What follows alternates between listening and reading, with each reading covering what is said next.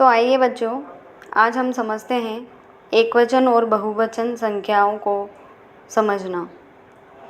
तो सबसे पहले चैनल को सब्सक्राइब करें लगातार वीडियोस देखने के लिए। अब एकवचन और बहुवचन को सिंगुलर और संख्याओं को नाउन्स बोलते हैं। तो चलिए आज समझते हैं। तो सबसे पहले संज्ञा सर्वनाम विशेषण के जिस रूप से हमें संख्या का पता चले उसे वचन कहते हैं। अब वचन किसे कहते हैं? एक वचन, बहुवचन, आप जो एक अलग करें और वचन अलग करें तो वचन किसे कहते हैं? संज्ञा सर्वनाम विशेषण के जिस रूप से हमें संख्या का पता चलता है उसे वचन कहते हैं। वचन हिंदी व्याकरण का आधार है।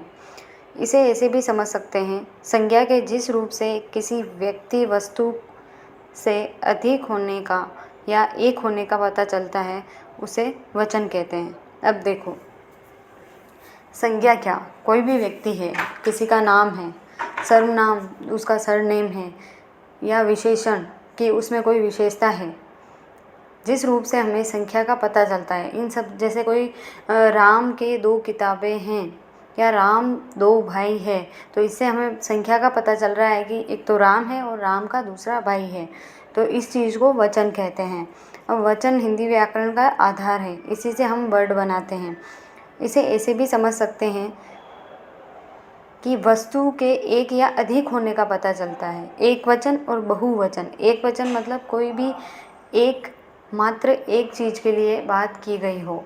बहुवचन मतलब बहुत सारे को लेके जो बात की जाती है। जैसे राम के 5 भाई हैं, तो जो 5 है वो बहुवचन हो गए हैं। वचन के प्रकार। हिंदी में वचन 2 प्रकार के होते हैं, एकवचन और बहुवचन।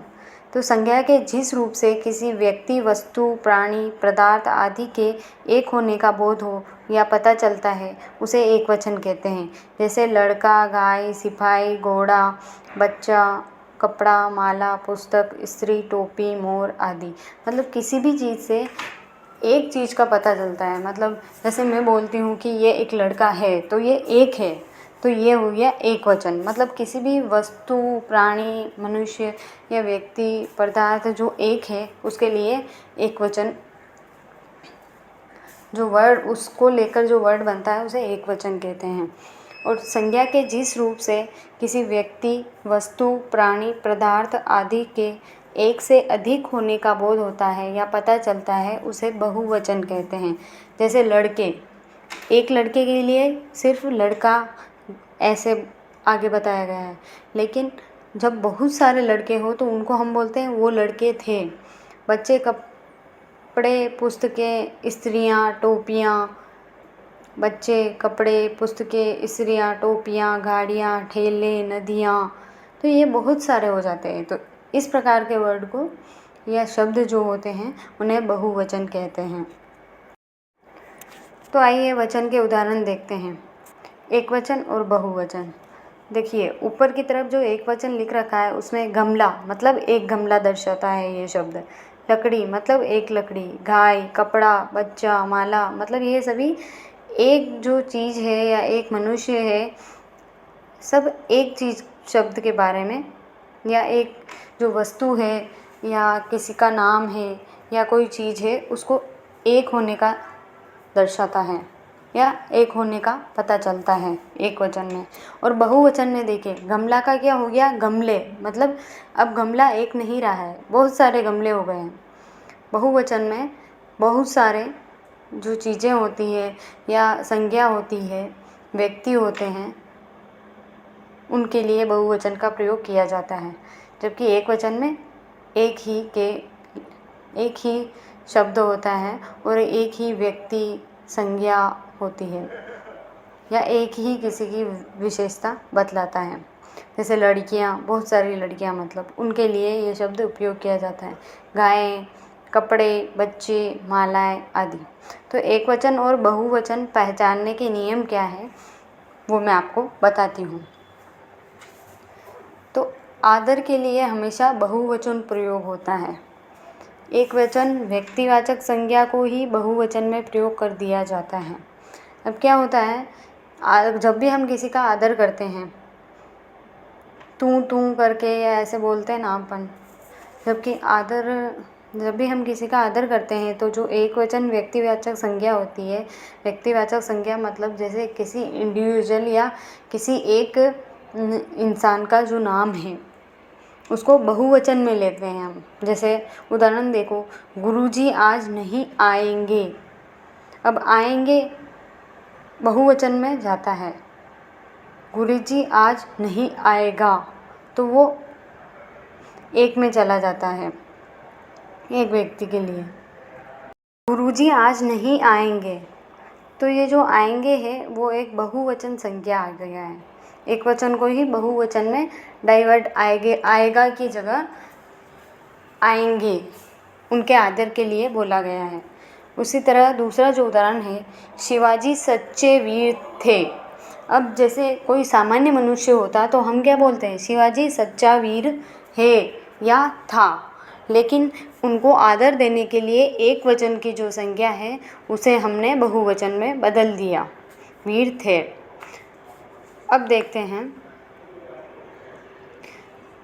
दूसरा नियम है, बड़प्पन दिखाने के लिए कभी कभी मैं के स्थान पर हम का प्रयोग होता है। जैसे हमें याद नहीं है हम कभी आपसे मिले थे।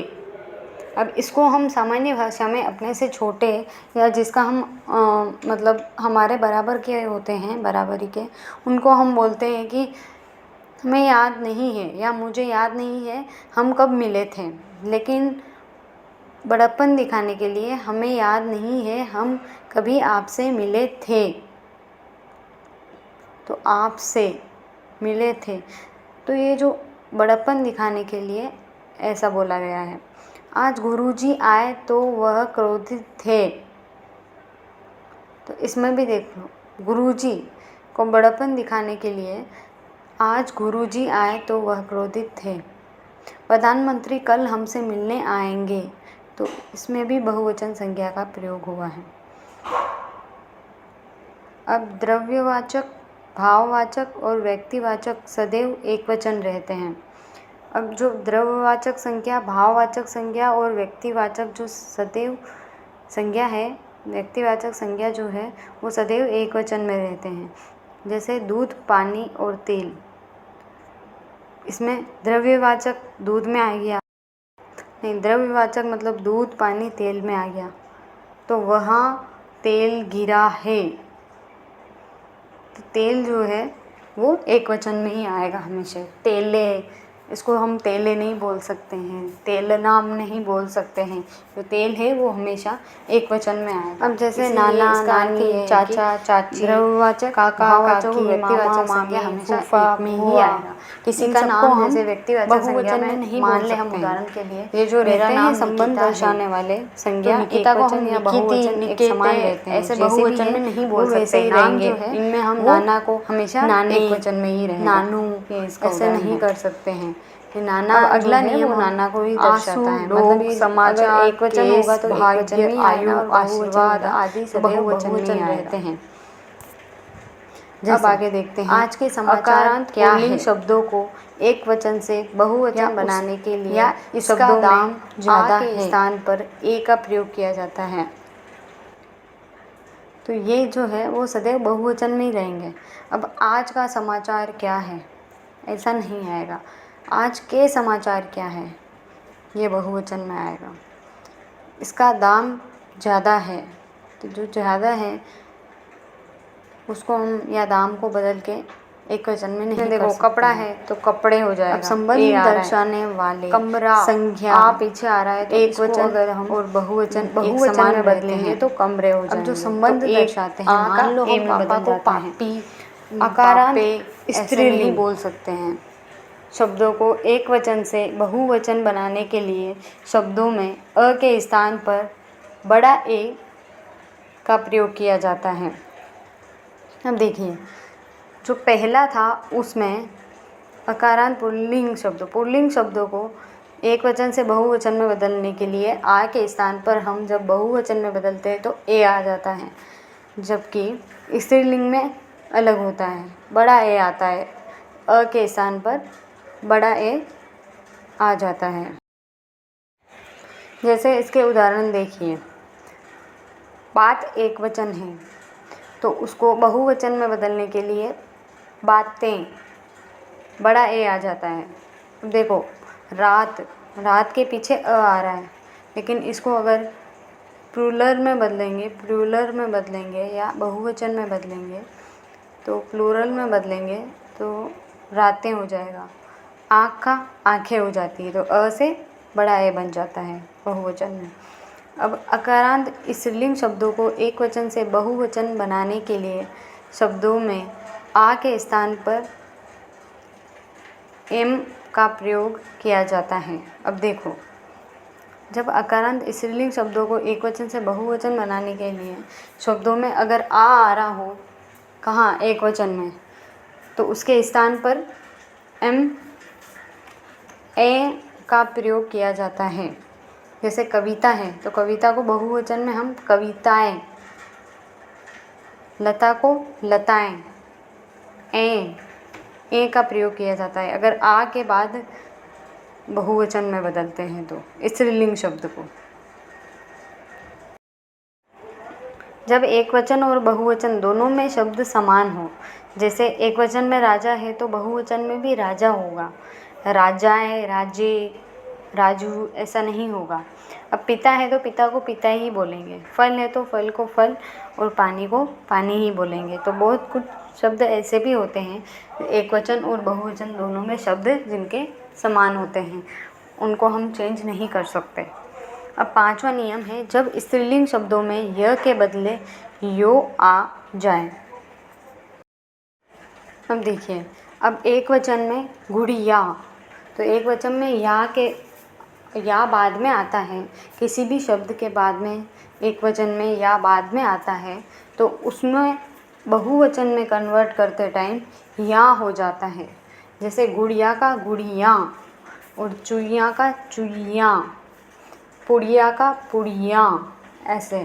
तो या शब्द के बाद बहुवचन में अगर जब कन्वर्ट करते हैं या बदलते हैं तो या आ जाता है। अब इकारांत स्त्रीलिंग शब्दों में ई या ई, बड़ी ई के स्थान पर इया आए। अब देखिए, एक वचन और बहुवचन, नीति में नीतियाँ, ई का या बड़ी ई का इया हो जाता है, या नारी का नारियाँ, परी का परियाँ, ऐसे। जब शब्दों का दो बार प्रयोग हो, अब शब्दों का जैसे भाई, घर, दो बार प्रयोग करें तो बहुवचन में भाई भाई और घर घर यही रहता है एक शब्द का। तो आशा है कि आपको समझ में आ रहा होगा। अब आठवां और लास्ट नियम हम देखते हैं जो समाप्त होने वाला है। संज्ञा के पुल्लिंग और स्त्रीलिंग शब्दों में गण, वर्ग, जन, दल, लोग आदि शब्द जोड़कर बहुवचन बनाते हैं। अब संज्ञा पुल्लिंग और स्त्रीलिंग शब्दों में, जैसे अध्यापक है कोई, तो बहुवचन अगर उसको बोलेंगे तो अध्यापके या अध्यापके, अध्यापका ऐसा नहीं बोलेंगे, उसको बहुवचन में अध्यापक गण बोलेंगे। विद्यार्थी है तो विद्यार्थी गण बोलेंगे, विद्यार्थे ऐसा नहीं बोलेंगे।